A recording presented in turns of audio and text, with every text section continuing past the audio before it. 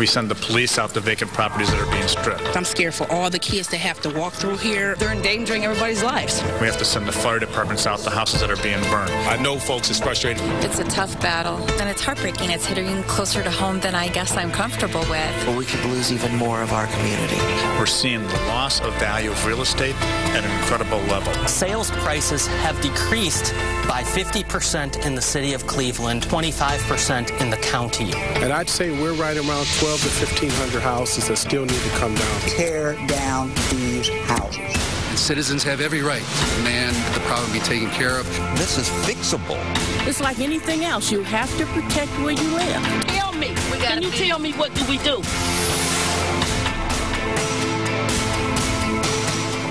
The foreclosure crisis is a problem that touches every person in Northeast Ohio.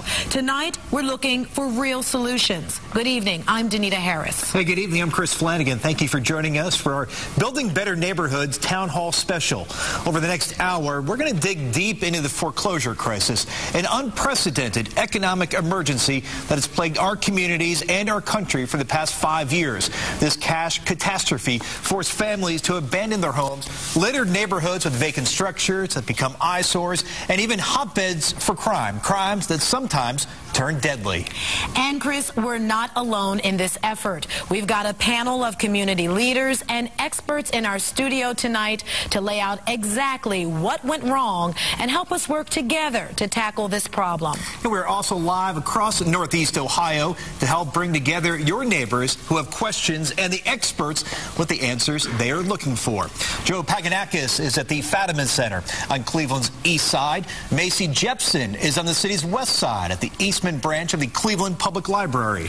Bob Jones is covering things for us in Akron at the Mason Community Learning Center. And John Kosick is at newsnet5.com hearing from viewers watching this show right now. You can take part in the conversation by logging on to newsnet5.com, leaving a message on our Facebook page, or using the hashtag BBN on Twitter. Housing experts estimate more than 30,000 vacant or condemned structures need to be demolished in Northeast Ohio right now. Troubleshooter Joe Paganakis shows why it's a growing problem that is perpetuating crime and a devastating drop in local property values. November 1st, 8 p.m. Burglars touch off a blaze in this vacant Cleveland laundromat. The smoke was just going and the blaze just started, and then they was trying to put it out. The blaze spread to an apartment complex, leaving 5 families homeless. November 4th, 7 p.m. Cleveland residents held a neighborhood rally. Why'd they tear it down? Somebody dragged a 14-year-old girl walking to school behind this vacant home and raped her. November 10th, 2 a.m.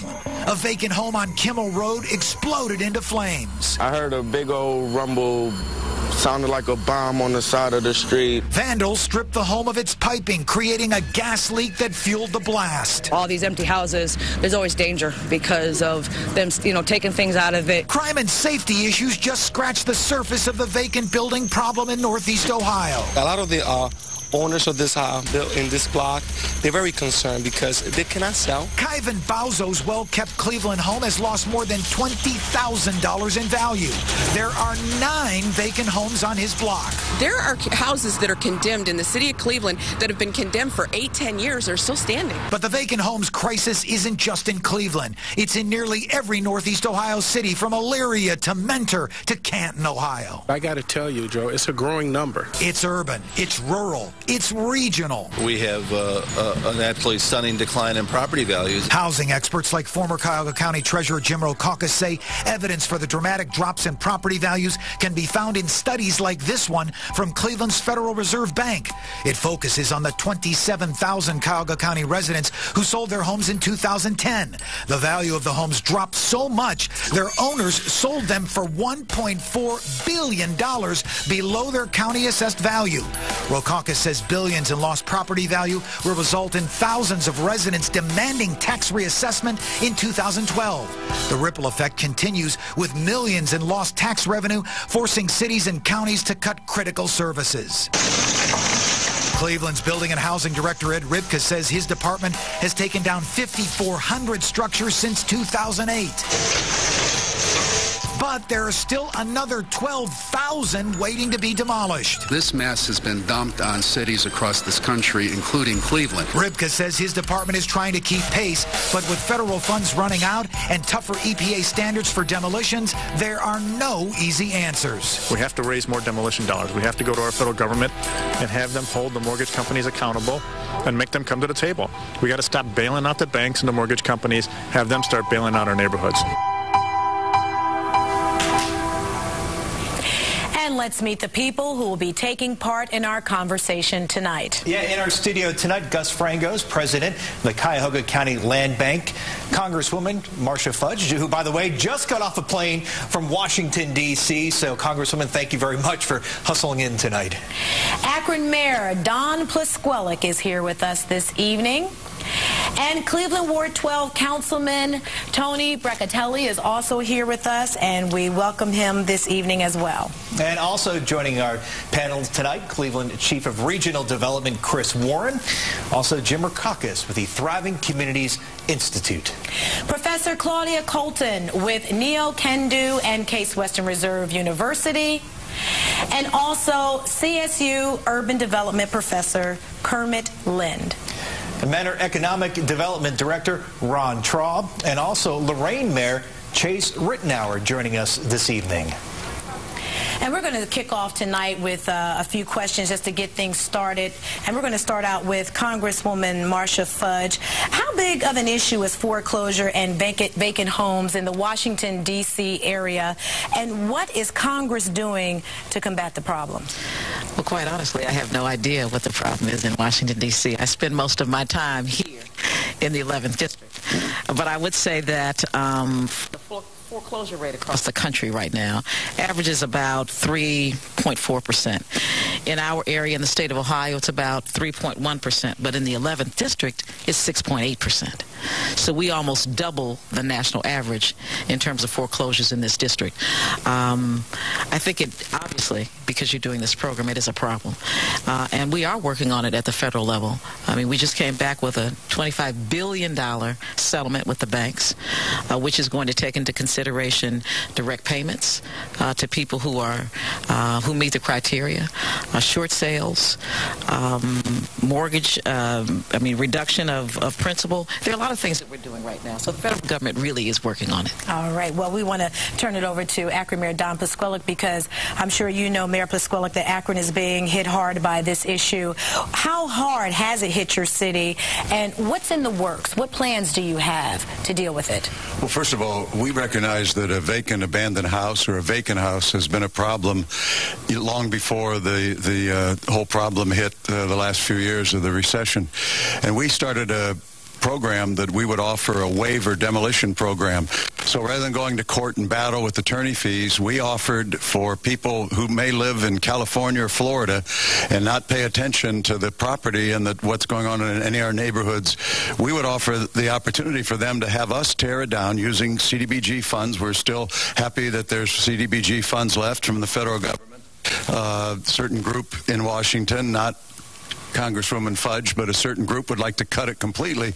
But we use those funds to be able to take down vacant properties, and we've been doing it since 1978. Free waiver demolition, just tear it down instead of fighting. The second thing is we started doing land banking many years ago, 1988, my second year in office. We would take a property that maybe wasn't so bad that we would have an owner give it up freely for the waiver demolition program, but we would buy it to try to then put together lots, and then our UNDC program would build new houses on those lots. So we've been dealing with this for many, many years.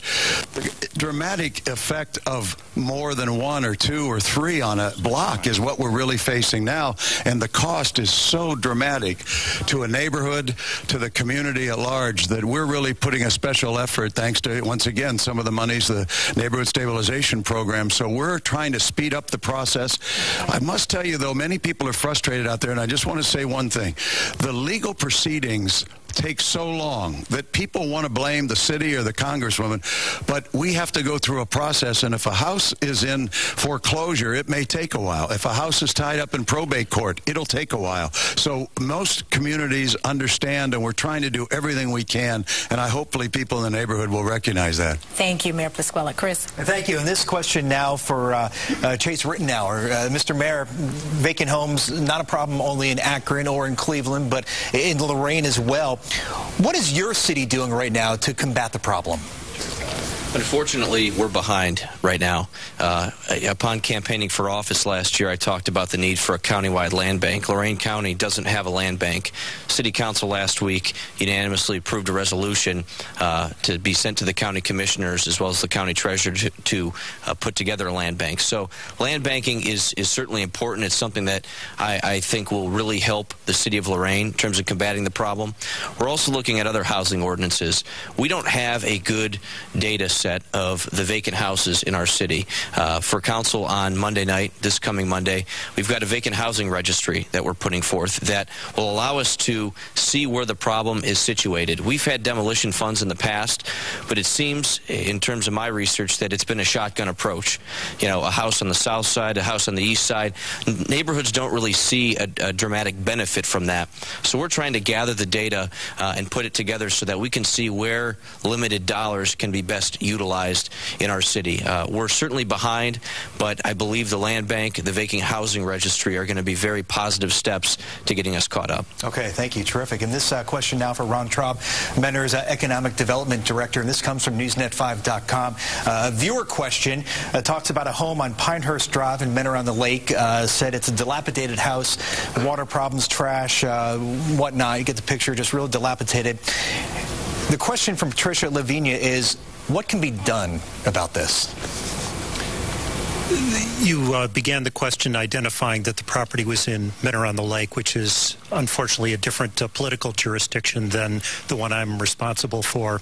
So in terms of what I can do to help her, directly nothing. I would suggest, however, that she contact the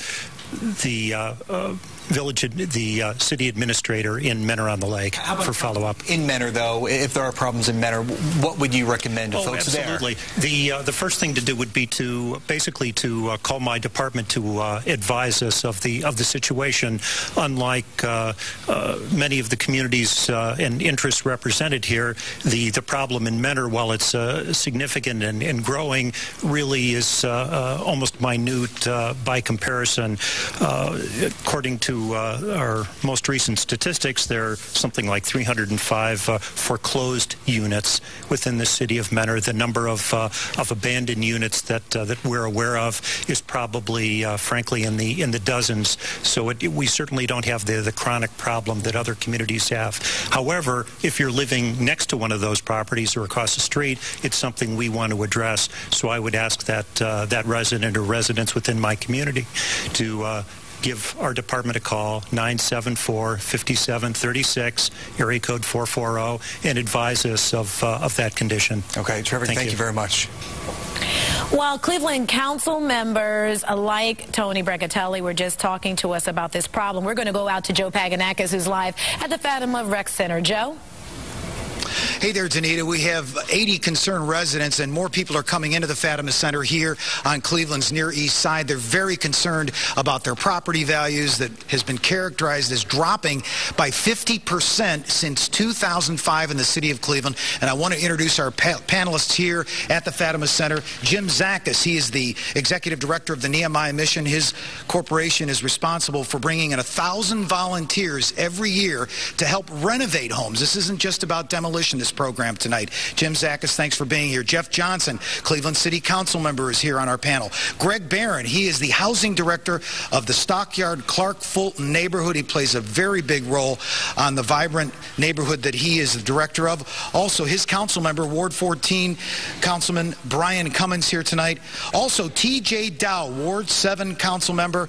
The Fatima Center is here in his ward. He's a very important member of Cleveland City Council. Also, Assistant Assistant Cuyahoga County Prosecutor Michael Jackson. He is with the Mortgage Fraud Task Force. We're going to be talking to him a little bit later in our broadcast. So we thank all of our council members. And our first question goes to Councilman T.J. Dowd. This is your ward. T.J., what have you seen in your community, especially in the last 2 years? Great impact. Last 2 years, we've been trying to knock down as many buildings as possible. One of the things that took place prior to me getting in, Ward 7 had the philosophy of rehab, rehab, rehab, and that's what we did. But the problem is the bottom fell out of the buildings and housing here in the ward, and we more or less have a large stock of abandoned buildings. But we're in the process of moving forward. We've been knocking them down. We're going to continue to knock them down. The problems with the abandoned houses is, one, it breeds crime, it breeds critters, and that's exactly what happened. Right. That 14-year-old girl raped behind the vacant home in your ward. You responded quickly to that. Yes. Those are the kind of tragedies we've been covering the last 3 months. Definitely. And I know abandoned houses do not do crime. They don't do crime. Evil does crime. But in the same sense, the abandoned buildings do not help at all. And so we have to continue to be aggressive. But in the same sense, there is not enough money to do what we need to do with these abandoned buildings as well. Cleveland Councilman T.J. Dowd, thank you very much. Okay, let's send it back to Danita and Chris in the studio. Okay, Joe, thanks. We are also on Cleveland's west side tonight, getting questions and answers there. Good morning, Cleveland anchor Macy Jepson, live tonight at the Eastman branch of the Cleveland Public Library. Macy, good evening. Who is there with you tonight?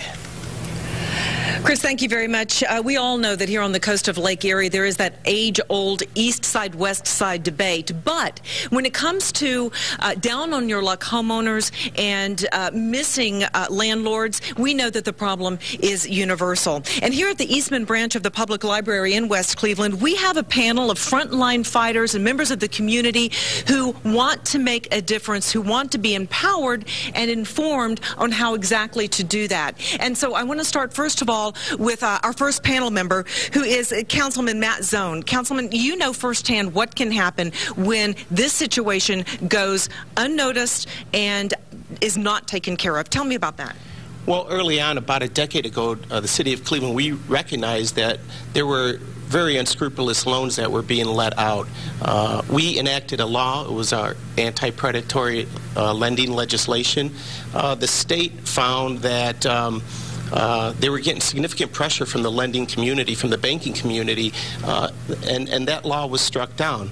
But, you know, we as a city, we keep moving on. I'm really proud of the residents that I represent because they want to take back their community. We have a resident-driven housing coalition that's all formed by residents where they've done a thorough assessment of the housing stock in our community. We're reaching out to property owners. We're trying to look for those early symptoms. When a home may be distressed, whether it's late on their taxes or their utility bills, we're reaching out to them, and we're hooking them up with the West Side Housing Center that's right on Detroit Avenue at 6516 Detroit Avenue. I'd encourage any of your listeners, if they need help, to go and contact. Their number is 961-4242, where we can really do things, but the residents are really taking back their community. They're working side by side with their city.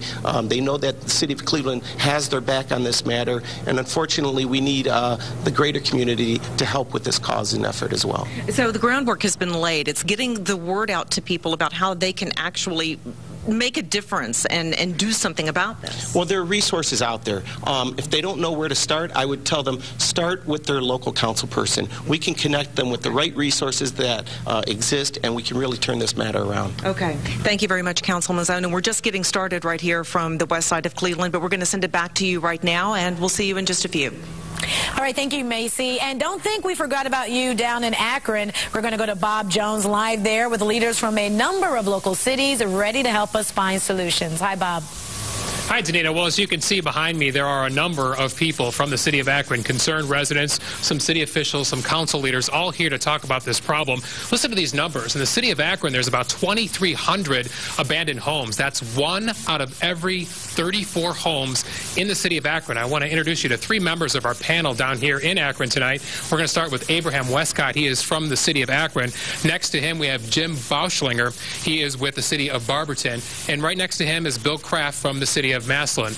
Bill, we were talking earlier. What's the single most important thing you want to tell people who are sick and tired of that home that is just dilapidated, run down, and they're tired of it being in their neighborhood? What do they do about it? I think the best thing to do is to form a neighborhood association.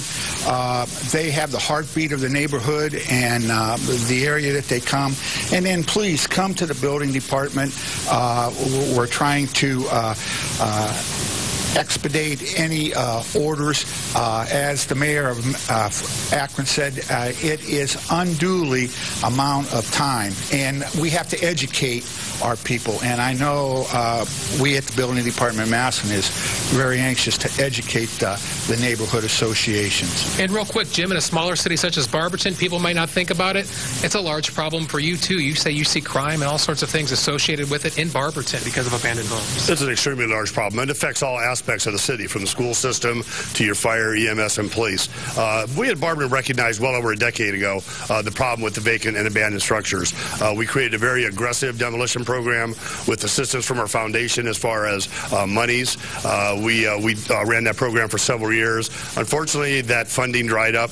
We began to use CDBG monies, but as you've heard throughout, those monies are beginning to dry up, and we need to find other sources for these programs. And the land banking appears to be a very positive thing that we're very actively going to pursue. Very good. Very frustrating situation. I talked with one lady in the crowd here tonight, Danita and Chris, and she said she's taken it upon herself to rake the leaves in her neighborhood because there are 3 abandoned homes and no one's taking care of them, so she's doing it. Okay, Bob, thanks a lot. Live from Akron 10. We'll certainly talk about that problem coming up a bit later. Now, if you couldn't join us at one of our live locations tonight, no need to worry. You can still join in the conversation in a few different ways. John Kasich live at newsnet5.com right now to tell us how. John. Yeah, Chris, a great thing about a program like this is it's an opportunity for you at home to not only watch, but participate. Join in right now on our web chat that's taking place on newsnet5.com. We have a number of experts from community organizations that have really been here since the beginning of this crisis, its earliest hours. We have Frank Ford and Jason Fleming from Neighborhood Progress. We're going to talk to them in just a minute. But first, I want to start over here to my left. We have Mark Seifert, the president of ESOP, and he's taking some of those questions right now. If I could break you away for a second. Tell me about ESOP. What is it? Yeah, it stands for Empowering and Strengthening Ohio's People. We're a statewide group with 10 offices around the state, and we combine direct action organizing to take on the banks that have created this crisis and hold them accountable and get them to knock their stuff off. And then we also have a very strong foreclosure prevention counseling effort where we are able to work with homeowners that are struggling to work with the bank because the banks have no incentive to work with them. And we're able to provide counseling and advocacy to help them stay in their home. I see you're typing away able to point people in the right direction already? Yeah, we're getting a lot of good questions, a lot of fair questions about why the bankers aren't in jail. And there's no good answer for that. They should be. All right, Mark, we're going to check back in with you in a little bit and with Frank Ford as well. But again, this is your chance to let us know what you are thinking. Get on the web chat right now on newsnet5.com or send us a question via Twitter at #BBN5. We're going to send it back to the studio. And John, we're just getting started with our Building Better Neighborhoods town hall meeting.